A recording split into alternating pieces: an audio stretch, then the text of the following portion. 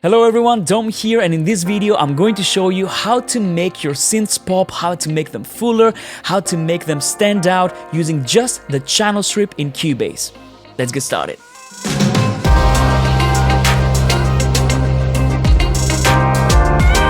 If you're using synths in your tracks, if you're creating music that has a lot of synths, then the channel strip in Cubase can be your friend. It can really make your synths come out, add warmth, add saturation, add harmonics to them, without even opening a single plugin. So that's what I'm gonna do here today. I have a track that has a very dense synth arrangement, lots of synths, lots of things going on, and we're going to make everything sound better with the channel strip. I'm not going to use any other plugins. I'm not going to use even the internal plugins that we have in Cubase. So the first thing that I'm going to do is I'm going to use some Cubase magic. I'm going to open my mixconsole, and as you can see, we have quite a few things here, but I only care about the synths. So I'm going to select everything else and I'm going to hide them. And now I have a very clear view of my synths in this project. So let's have a listen so that we can hear this in context.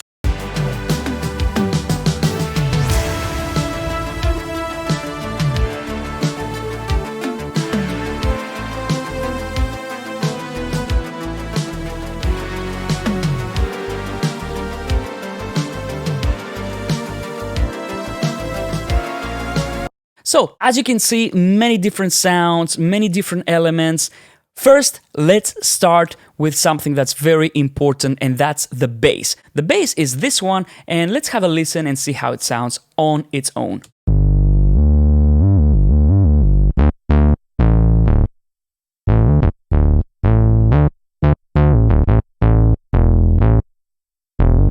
That's good, we have quite a bit of headroom right there. Now, what I want to do is, first of all, make sure that we have taken care of the EQ for this bass. The EQ is third in line in my channel strip at this stage. So what I'm going to do here is I'm going to add some low end and some low mids so that I can bring out the notes of this bass. Don't underestimate the low mids. So let's listen to it with and without the EQ.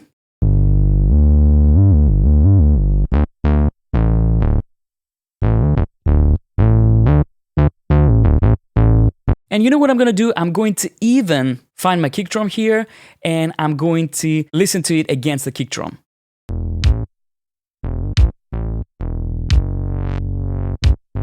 Maybe I want to pull down the low end here so that it doesn't clash with my kick drum so much.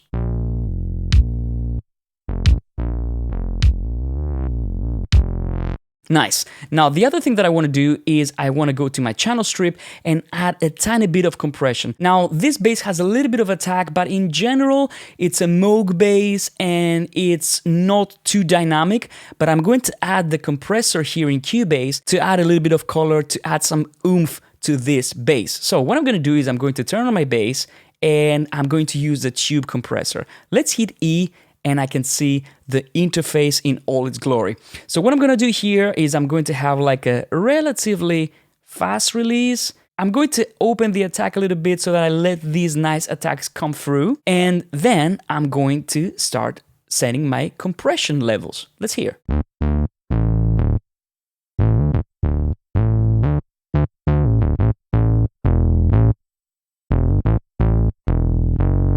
And I'm going to add some drive.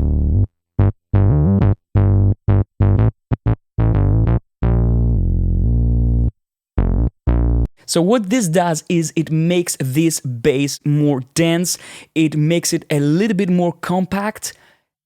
Like I said, we don't really need to compress too much, but I'm using the tube compressor to make this bass thicker. Now, the last thing that I'm going to do for my bass, I think it sounds really nice now, but what I'm going to do is I'm going to go to my saturation and add a little bit of the magneto.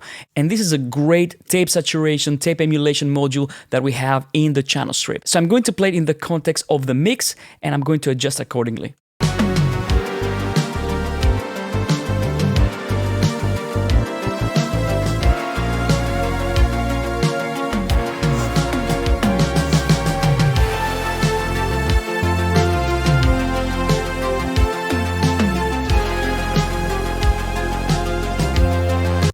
So you can hear how more assertive the bass is now. We added just a tiny bit of volume, but this is not just raising the fader. If I just raise the fader, it won't be the same. We're adding harmonics, we're adding a little bit of compression, and also the EQ is also very important. So if we take this all away, the bass kind of gets lost into the mix. So now that I've taken care of the bass, let's move on to the second sound that I want to treat. The next sound that I want to treat is a sound that has the groove of the track, and it's this arpeggiator.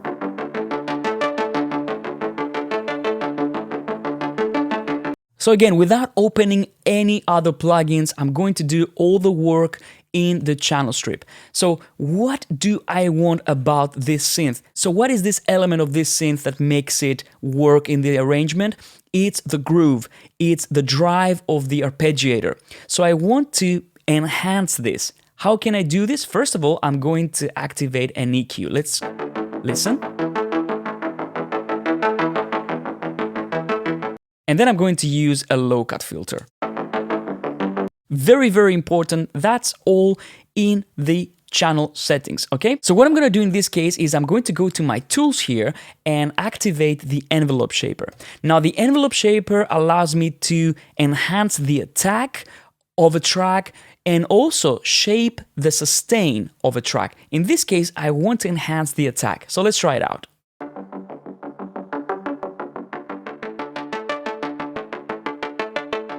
See, without it, more round,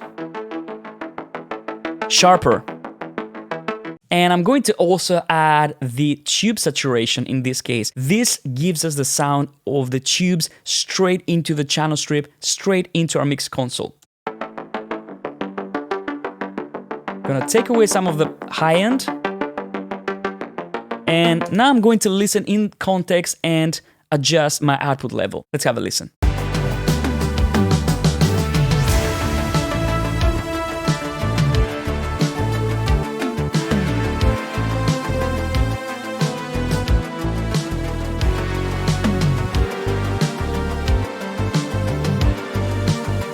So now my track has more groove because I've enhanced these attacks of this arpeggiator. Let's move on to the next sound, which is going to be this one. And this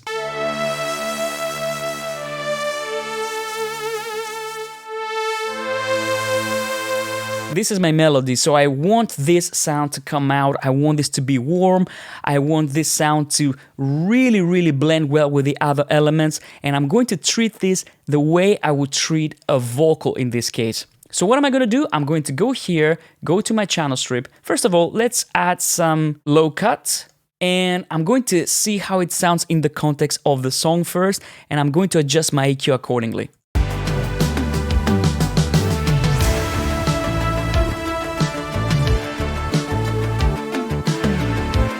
Now I have to make some decisions. Do I want to enhance this part? This is a very rich sound.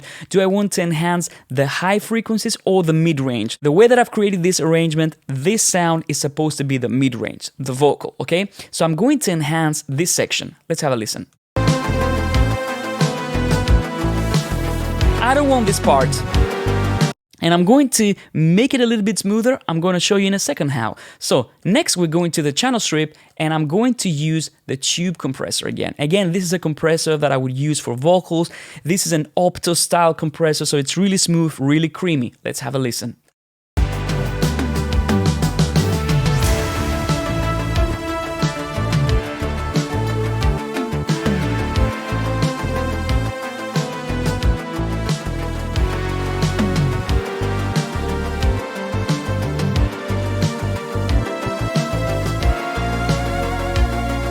See how it comes out? It becomes a little bit denser, but also a little bit creamier. And I love the tube compressor for this kind of sounds, like long leads with not too much attack. It works great for these kinds of sounds. Now, the next thing that I'm going to do is I'm going to go to saturation and add the tape saturation module here in my channel strip. And this will give me a lot of mid-range. I'm going to drive it. I'm going to see how it sounds in the arrangement, and then I'm going to figure out how much I want to add. Let's have a listen.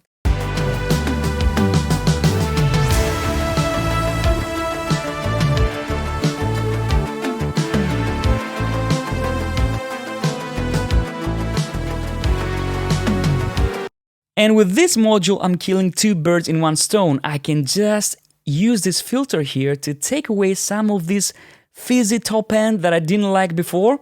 So I can do this just gently, not too much. A little bit goes a long way, just a little bit. And then let's have a listen.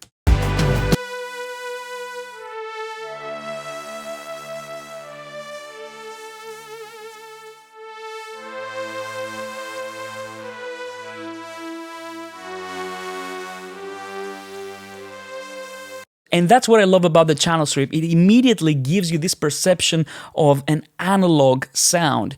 It gives you this beautiful, rich harmonics straight away without adding a single plugin. So let's listen to this in context now.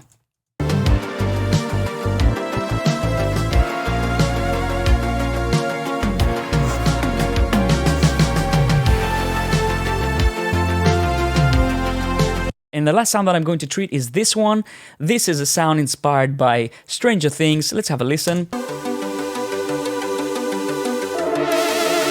And it's a very complex sound. Again, I'm going to tame it a little bit with filtering. Now this has a lot of top end, and this I want to enhance in this case. So I'm going to add a little bit of EQ. I'm going to carve a little bit of the mid-range here because we have too many sounds in the mid-range. And then what I'm going to do is I'm going to add the vintage compressor to add a little bit of aggressiveness to this sound. Let's have a listen.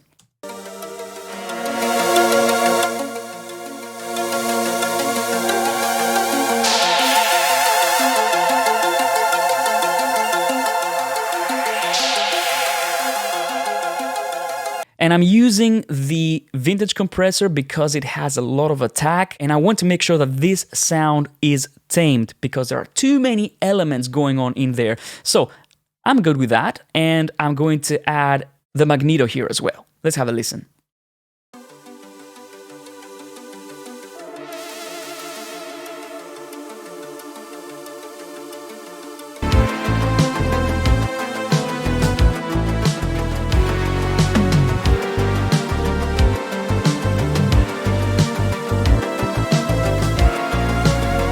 And in this case, I'm using the Magneto 2 to add a little bit of top end, add a little bit of this air, because the Magneto 2 is amazing if you want to add a little bit of air to your channels. So let's have a listen with and without the channel strip in the context of a mix.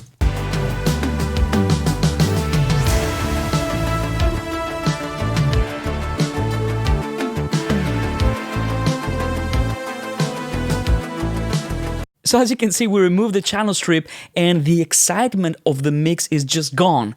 It's dull, it's a little bit more boring, but you add the channel strip on one channel and everything becomes more open, everything becomes more airy, and we haven't added any plugins in this case. So what I'm going to do here is I'm going to go to my mixer and I'm going to turn all the channel strips and the EQs on and off so that we can hear the difference that it makes in the sound in the context of a mix for all the channels, okay? Let's start with the channel strip and the EQ on, and I'm going to bypass them so that I can hear the difference.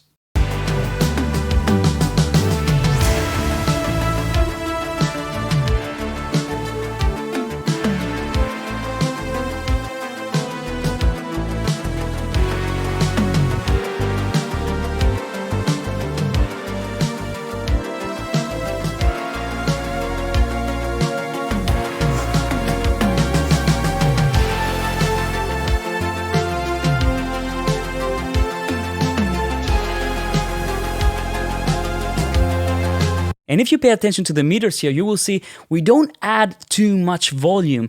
It's just the perception. It's fuller, it's richer, it has more harmonics. All the sounds stand out in the way that they should stand out. We're not just raising the volume for any single track. We're enhancing it in a way that makes sense for that specific sound. So, one last time, pay attention.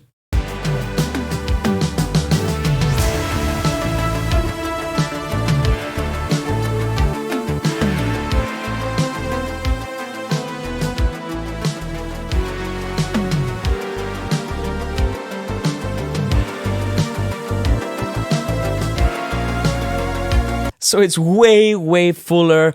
The first one sounds like a demo, like an unmixed track.